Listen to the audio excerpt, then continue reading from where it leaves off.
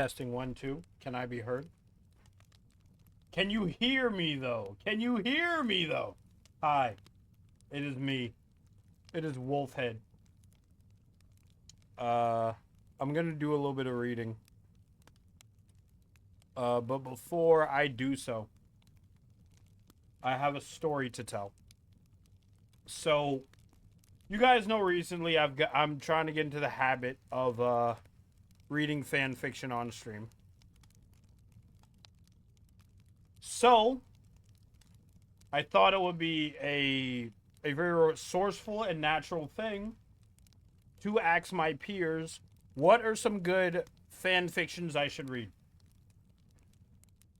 So, one of my peers, I'm just like, oh, she reads all the time, so she should give me some good suggestions. I hit up Scribbler. I go in Scribbler's DMs and I'm like, Scribs, I'm getting into the habit of reading fan fiction on stream. Can you recommend some entertaining one-offs I may not know about? So, about like I don't know, an hour later, Scribbler reply. Oh wait, hold on, I'm doing this wrong. Scribbler replies. Flutterbox.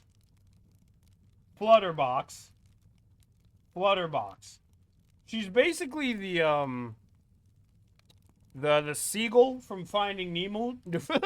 Finding Nemo. She's like, mine. So that happens. So, to her credit, I have never heard of, nor have I ever seen Flutterbox. I don't know what the fuck she's talking about. So, I go to FimFiction. And I start typing the word Flutterbox. But before I can hit enter in FimFiction search engine, Scribbler just links it to me.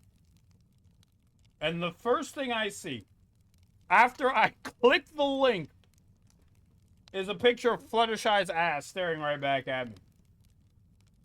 Now, this is not... An artist didn't draw this. You know how this happened? This is a screenshot from the show.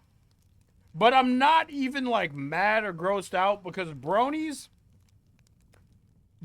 are notorious for finding, like, scandalous screen caps or screen grabs from the show. It's like when we had, like, the Christmas episode and everybody was focusing on that 2-second scene where Pinkie Pie was hugging Applejack's butt. It's like I can't even remember what the conflict of that episode was. But you know what I remember? Pinkie Pie hugging Applejack's butt. I remember that very clearly.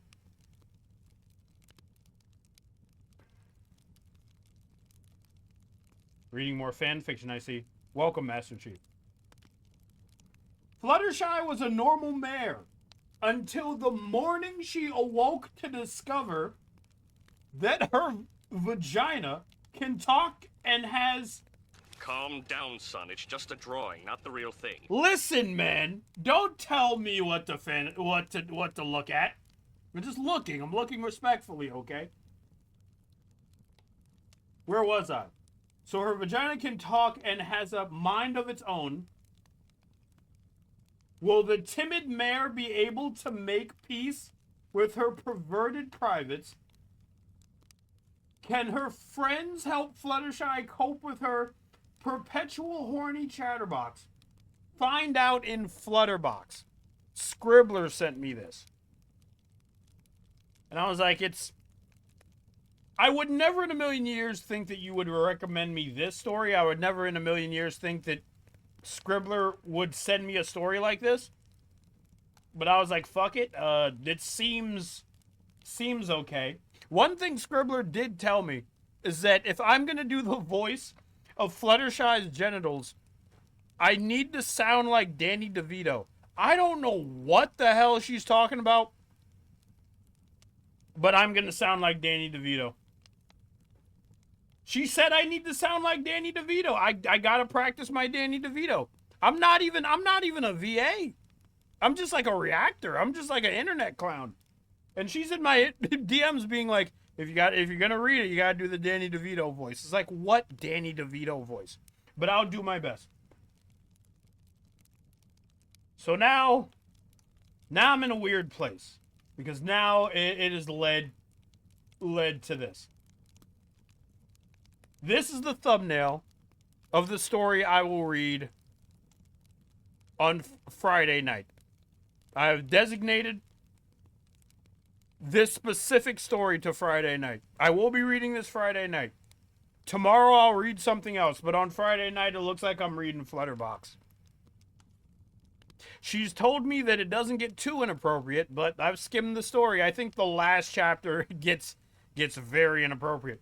And even if it does get very inappropriate and very detailed, it's like, I'm not afraid to get inappropriate on my own channel.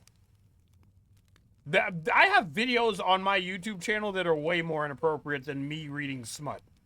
Let's just put it that way.